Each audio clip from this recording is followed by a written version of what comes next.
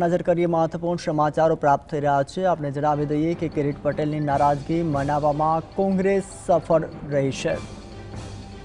તો જે કિરીટ પટેલ દંડક પદેથી રાજીનામું નહીં આપે, કોંગ્રેસના ઉચ્ચ નેતાઓ જોડે ચર્ચા પણ થઈ છે અને હમણાં અમિત ચાવડા સાથે પણ તેઓની વાતચીત થઈ અને ત્યારબાદ યુ ટર્ન લીધું છે।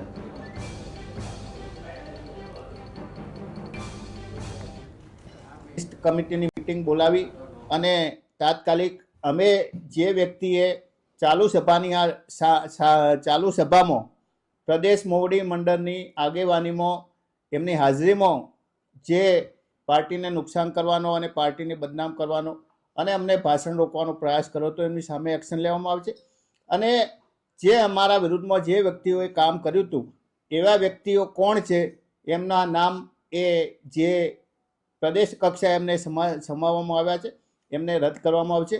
એટલે એમને અમને વિશ્વાસ આપ્યો છે, ખાતરી આપી છે અને એમના વિશ્વાસ અમારા પ્રદેશ પ્રમુખના અમને જે વિશ્વાસ અને બાંયધરી આપી છે એના આધારે હાલ પૂરતું અમે રાજીનામું આપવાનું અમે રદ કર્યું છે।